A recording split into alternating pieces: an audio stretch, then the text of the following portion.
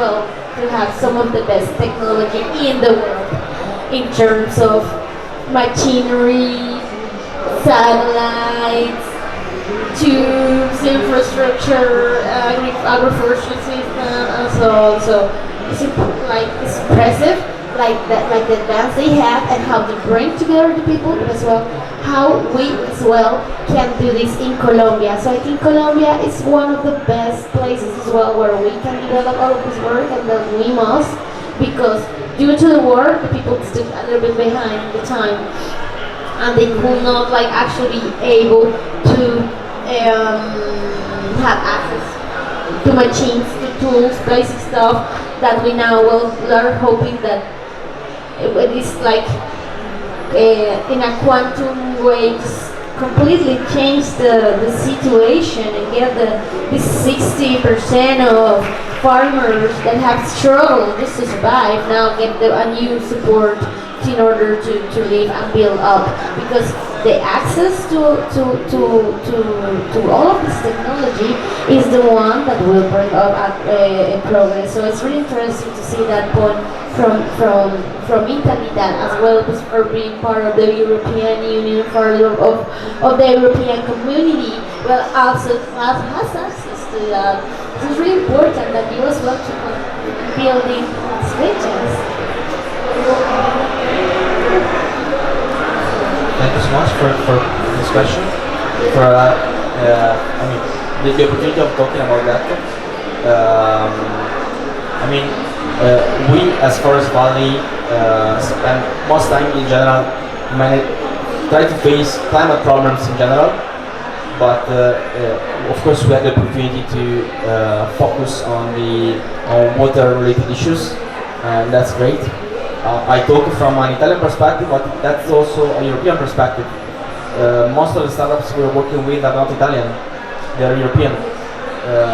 That's also because we are able to create a network that was built on a European level. I think that would help a lot to create cross-border opportunities of knowledge sharing, tech transfer from Italy, but also Europe to Colombia and other Latin America's countries. That would, in my opinion, be great.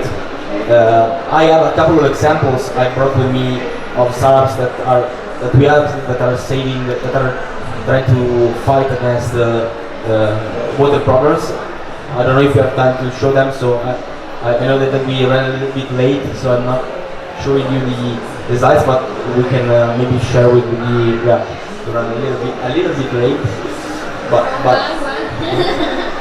say that, no. Never late to We're never late to glory.